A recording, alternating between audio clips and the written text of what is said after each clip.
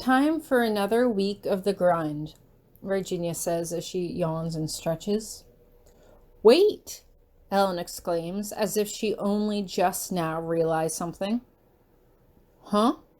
Virginia blinks. What? Well, the first big exam is this week, right? Ellen asks. Sure, Virginia replies. Who's giving the exam? Ellen asks. What are we expected to know? When does it happen? No idea, Virginia says with a laugh. Aren't you supposed to know these things? I ask her. Your family? Virginia waves her hand dismissively. Secrets. All kinds of secrets. William says if he tells me what's on the tests, then the tests wouldn't be fair. Well, it would be wrong for him to tell you the answers, Ellen admits. That's cheating, and William would never do that. But you must know something. What kind of tests are they? I ask. Do we have to write essays? Or fight duels? Look, all I know is that it's about casting spells, Virginia says as she holds up her hands. That's it. Now, come on, we have to pick our schedules for the week. I'm not sure why, but I decide to take blue magic for the rest of the week. Again, I know I should branch out to other areas of magic, but I'll probably have a better idea of what topics I want to study after I see what's on the first test. On Monday, I'm too stressed out about thinking about the upcoming test to focus in class, but on Tuesday, I learn how to teleport objects. It costs 15 mana to use, but it allows the caster to relocate an object or entity to a nearby known location. That night, I wake up in the middle of the night, but I'm not sure why. Oh, I hear someone talking in her sleep. Oh, William. Is Ellen having a dream about... No, wait. That's Virginia's voice calling out her brother's name. Do I want to know what she's dreaming about? Virginia giggles in her sleep. It's sticking to my teeth. No, I probably don't want to know. I'm going back to sleep. On Thursday, I learn how to teleport myself. It costs 20 mana, but it allows the caster to relocate himself to a nearby known location. After class, I'm just about ready to head back to my room for a long night of studying when Professor Grabiner stops lecturing to address us.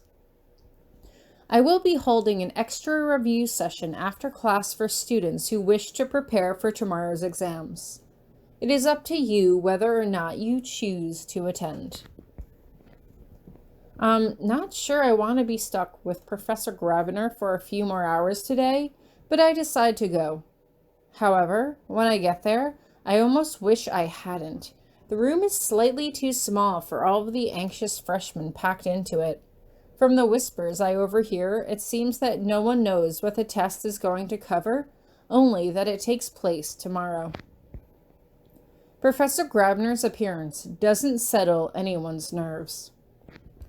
Open your notebooks, if you have them, he commands. This is not a quiz. This is for your own benefit. If you do not know the answer, look it up or ask someone. I scoot over to where I can peek at Ellen's notes. They're better organized than mine.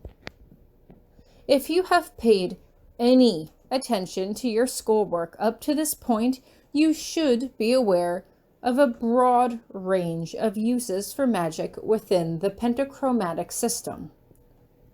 Mr. Aries, if I wish to cast a spell to make a beast's fur fall out, what color of magic would I use? Green, sir? He stammers. I should hope that you would know that much without the need to ask for my approval. Miss Brown, what color of magic would you use to transform a lump of coal into a diamond? Black magic dealt with physical objects, but blue magic was the magic of change. Blue, sir? I finally ask. Why are you so hesitant? Yes, the magic of change would suffice.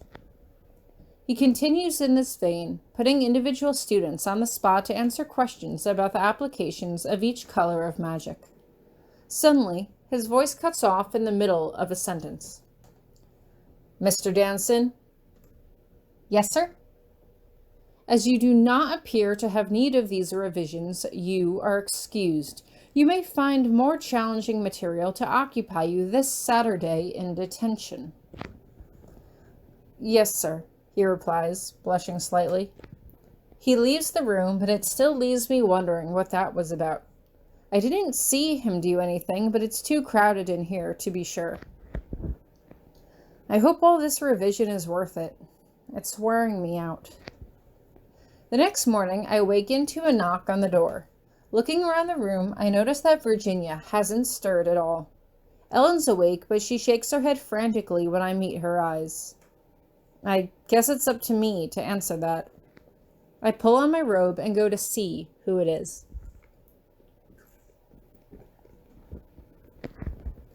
Joyous morning to you, Tori, Professor Potsdam says as I open the door. Hi. I came to deliver your exam schedules. This is a solo exam, so each student has a separate time slot.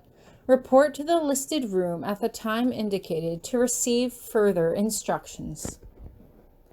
Further instructions at separate times? This exam process is very unusual. I'm afraid there is one other thing, Potsdam says softly. You haven't been broadening your magical palette as much as you could be. I know you're capable of more than this, Tori. Wait, what? I want my students to embrace their own strengths, but how can you learn what your strengths are unless you try? Do you think detention would be useful to you? Some pupils benefit from a more structured environment. I don't want detention. Then I'm afraid I have no choice but to assign you 10 demerits. You may receive more, depending on your performance during the exam. Please consider your choices carefully. I can't protect you from the consequences of your own actions. I look down, unsure of what to say. Sorry. Best of luck, then. Remember, focus on your strengths and make them shine. Please pass on the schedules to your roommates. She waves and goes on her way. I'm so frustrated with what Professor Potsdam said that I can't pay attention in class, and it definitely increased my stress meter a few notches before today's test. Didn't she say during orientation that we were allowed to choose our own schedules? What did she care if I only took blue magic? Wasn't it up to me to decide how to paint my canvas, or however she put it? But there's no use fighting with her about this. I guess I just have to take different classes next week and hope I don't receive more demerits. Maybe if I do well on today's test, I can earn a few of those back. The instructions said to be at a specific room at a specific time. When it's finally my turn, I arrive to find that the door is closed and I can't see inside. Someone else might still be in there taking their test. Well, too bad. I don't want to be penalized for being late. I rap quietly, but firmly, on the door, and the world starts to go surreal as it twists and spins around me. I blink. In the time it takes for me to shut my eyes and open them again, I am no longer standing in the hallway. What just happened? Where am I? The only thing I see is solid stone walls on all sides of me and a dirt floor beneath my feet. The room is no bigger than my bedroom. You are now in Dungeon Level 1, Layout 5B, a disembodied voice informs me. What? Who said that? The exit from this dungeon lies beyond the wall in front of you. There are no doors in your room. You must use magic in order to escape. Good luck. What magic? What am I supposed to do? No one answers, and I figure that this must be the mysterious test that no one would tell us about. What happens if we fail? Are we stuck down here forever, bricked up like the cask of Amontillado? Surely even Professor Grabiner wouldn't be that awful. Okay, so I have to use magic. What kind of magic? If I only get one choice, I have to rely on the only thing I know. Blue magic. Blue magic changes and moves things. That's probably how I ended up in this room to begin with. Someone used magic on me to teleport me, so it must be possible for me to do the same thing backwards. Here goes nothing. The world starts to spin, and I think it's working. I cry out as I see the world spinning around me upside down, and I crash to the ground somewhere outside the building. As I try to make sense of my surroundings, Professor Grabiner appears out of nowhere. Miss Brown, are you all right? I think so. I climb to my feet and dust myself off. Everything still works. He looks seriously alarmed. I had not expected you to be capable of a full-body teleport at this stage. I should have given you better safety instruction. My apologies, Miss Brown. I can't help but blush as I dip my eyes down. Well, everything's all right, isn't it? Yes, indeed, he replies. You have succeeded with distinction. 10 merits to you. Wow, at least that wiped out the 10 demerits that Potsdam had given me this morning. In future exams, the dungeons will be warded to prevent exit by teleportation, so do not expect to replicate your success so easily. I'm about to ask him if all future tests will be so ambiguous when I see a figure approaching us in the distance. Hieronymous! Professor Potsdam shouts as she rushes over to us. Is everything all right? It's fine, he replies curtly, his voice adopting his usual tone of casual annoyance. You may go, Miss Brown. The two teachers walk away together, leaving me standing there alone with my thoughts. Huh.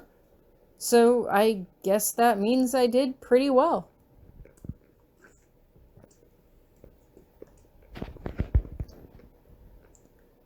What happened? Professor Potsdam asks when they are some distance away. Did Tori Brown just teleport out of the dungeon?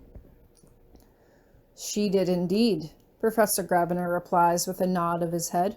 I have seen her in every one of my classes since the start of the year, but I did not think that someone of her limited intelligence was capable of full-body teleportation at this stage. Apparently, her skills are much further along than I realized. On Monday, I plan to... Oh, I don't think she will be attending your class on Monday, Professor Potsdam says, and he raises an eyebrow. What? Why ever not?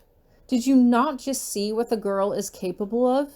It is extremely rare for a wild seed girl with no previous magical ability to even grasp the basic tenets of blue magic, and yet she has performed a spell that many aren't able to perform until their second year of education.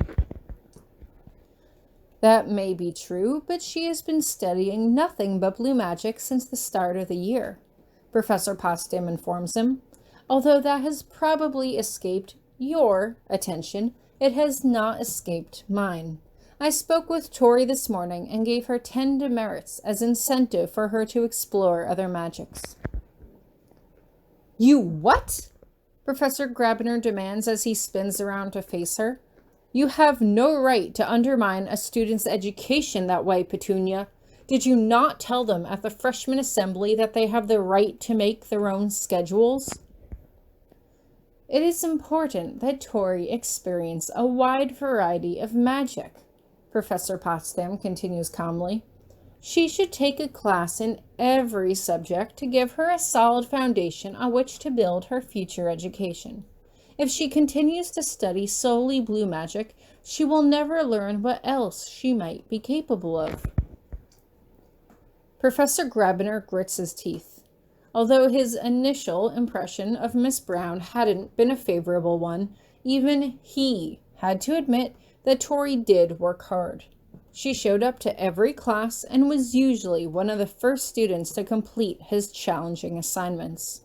It was so rare to find a student that excelled in blue magic, and now that he had found one, Potsdam sought to limit her potential.